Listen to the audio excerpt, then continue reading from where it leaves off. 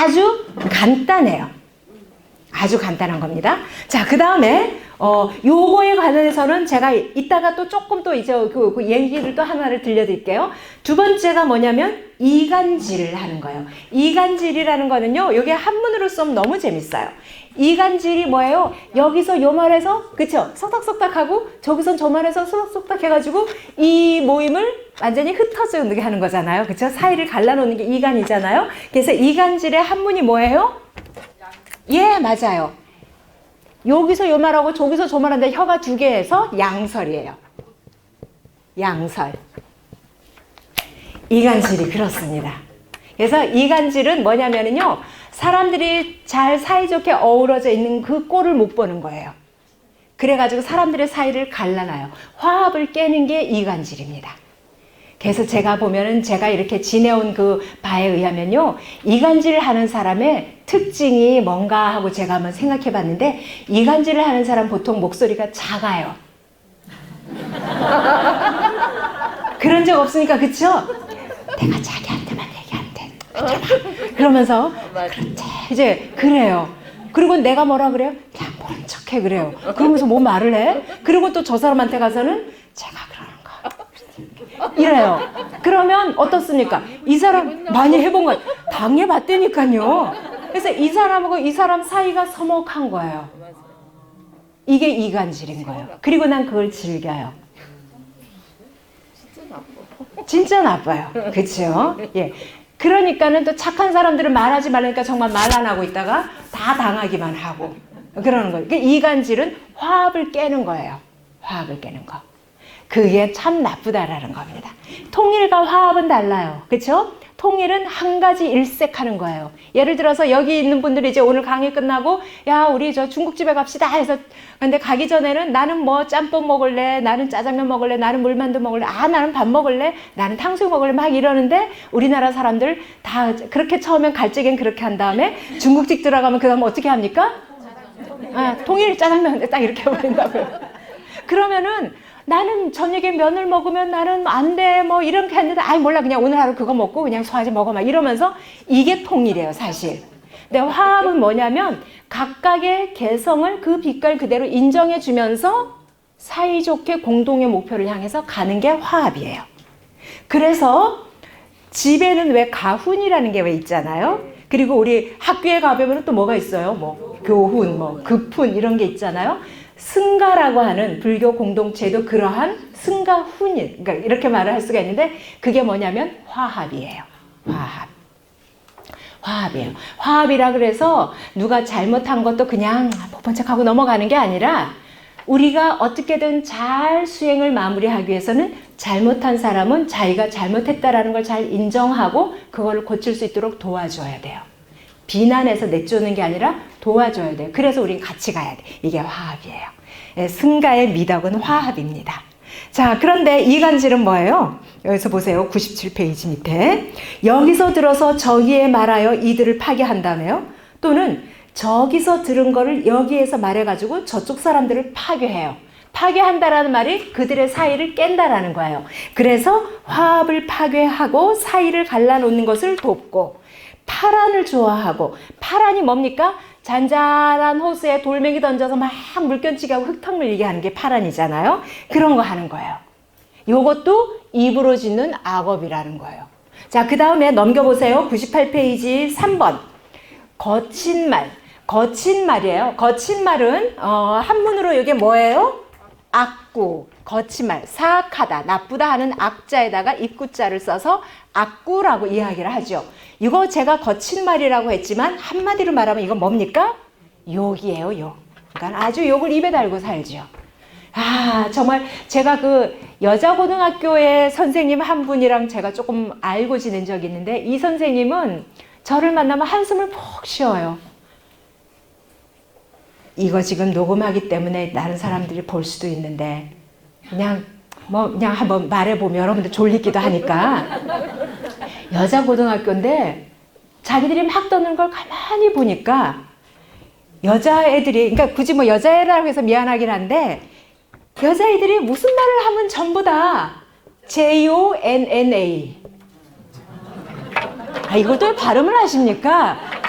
이 말이 두 단어 사이마다 이 단어가 나오더라는 거예요. 여자. 그러니까 제가 자꾸 여자를 강조하는 게 그거예요. 그러니까 이제 이 선생님이 남자 선생님이거든요. 나중에 견디다 못하겠다. 그래서 애들을 앉혀놓고 너 이 말이 무슨 뜻인데 가르쳐 줄까 하면서 이 말을 가르쳐 줬대요. 앞에 JON 그게 무슨 뜻인지.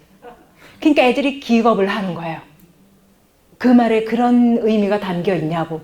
그러니까 애들은 그게 욕인지 뭔지도 모르고 그냥 그게 지대 또래에서 한 말이니까 그냥 써버리는 거예요. 아, 그리고 제가 한번 명절고 추석인가 언니가 명절 전에 한번 그 지하철을 타고 막 집에 돌아가는데 제 앞에 한 20대 초반의 젊은 남녀가 이제 뭔가 추파춥스 가는 거 이게 막대사다 이거 쭉쭉쭉쭉 밟으면서 둘이서 막 이제 데이트하다가 가나 봐. 근데 이제 명절 전날이니까 아마 분명히 엄마가 야 너 빨리 집에 들어와가지고 뭐 엄마도 아마 이게 보냈나 봐요. 그랬더니 그 남자 이거 쭉쭉 밟으면서 아 우리 엄마 18 집에 들어오래 이러면서 이야기를 하는 거예요. 야 그걸 내가 옆에서 듣고 있는데 참 저 엄마는 지금 자기 아들이 그렇게 말하는 거 알고 있을까? 근데 그게 진짜 이 거친 말인지 몰라요. 근데 이게 사실 뭐 악한 마음이 있어서 하는 게 아닌데 이게 자꾸 이게 습관적으로 입에 붙어 보면요. 이제 마음도 좀 거칠어져요. 그러니까 말이 거칠어지면. 그래서 이 불교에서는 거친 말을 되게 조심하라 그래요. 부처님의 말은요. 부처님의 말을 설명하는 아주 멋진 표현이 있는데 뭐냐면 처음도 좋고 중간도 좋고 끝도 좋은 게 부처님 말씀이고 또 하나가 뭐가 있습니까? 표현도 좋고 형식도 좋은 게 부처님 말씀이에요. 의미가 풍부하고 형식이 좋다라는 말은 뭡니까? 이게 굉장히 논리적이면서도 명쾌하고 단순하면서도 귀에 참 듣기 좋은 거예요. 아주 부드럽고 귀에 좋아서 한 번 들으면 계속 듣고 싶은 게 부처님 말의 특징인 거죠. 예, 그런 측면에서 이 거친 말, 이것도 입으로 짓는 악업입니다. 거친 말의 내용 보세요. 거칠고 난폭한 말로써 다른 사람을 괴롭히고 다른 사람을 화나게 하고 다른 사람을 분노하게 하는데 여기까지는 좋은데 그 다음 뭐예요? 스스로도 이제 점점 그렇게 말을 거칠게 하면 스스로도 마음이 거칠어지고 스스로도 자꾸 화가 차오르게 된다는 거예요. 자, 그래서 삼매에 도움이 되지 않는 이와 같은 말을 행합니다 그랬어요.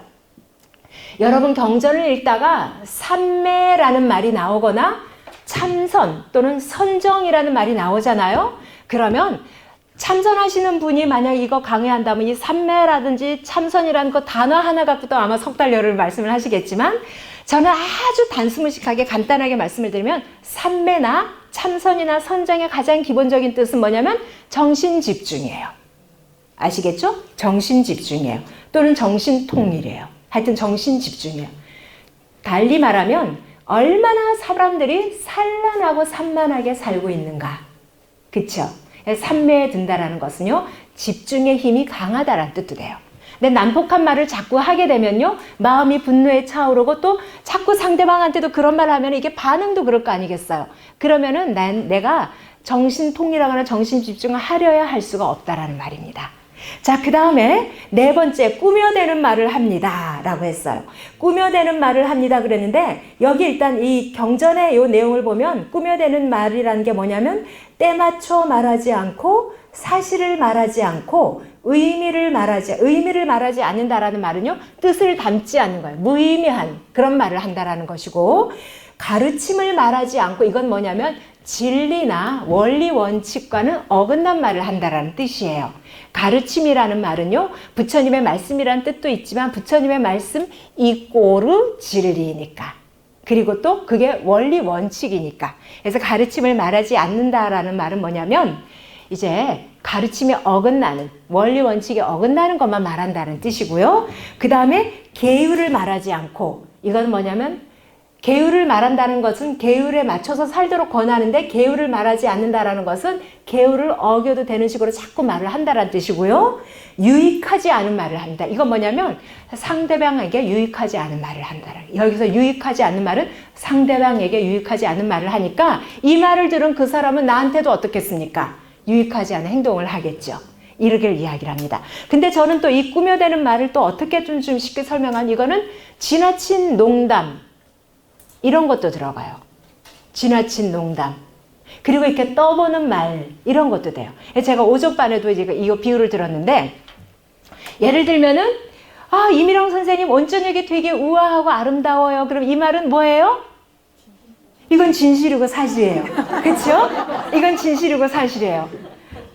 그런데 아, 이미령 선생님 오늘은 아름다운데 어머 김태희 10명 갖다 놓은 것보다 더 이뻐요. 그럼 이거는 뭐예요?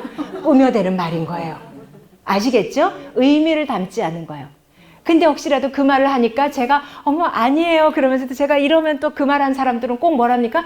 에이구 어쩌나 하고 한번 말해봤더니 진짜인 줄 알고 좋아서 그냥 이렇게 또 떠본다고요.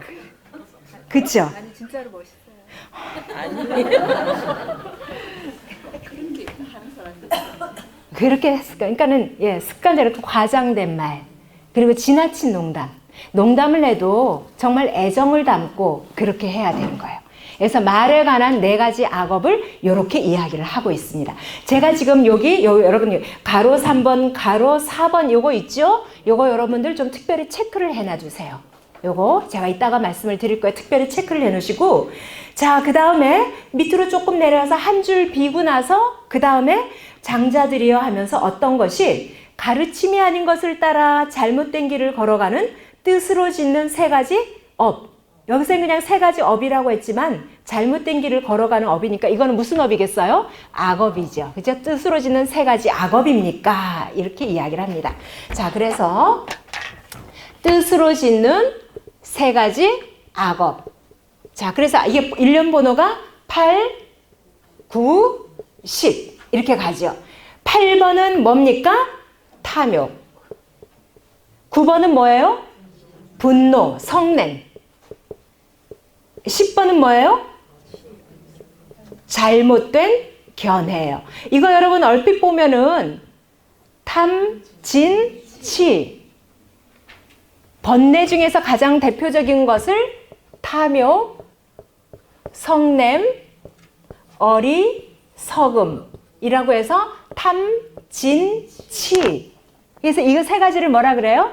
삼독에. 왜 독 먹으면 우리 죽잖아요. 중생을 죽인다라는 거예요. 선업의 뿌리도 끊어버리고 죽인다라는 거예요. 그래서 이 3가지를 삼독이라 그래서 번뇌 중에서 가장 기본이 되는 거다. 그래서 이거 없애기가 제일 어려워요.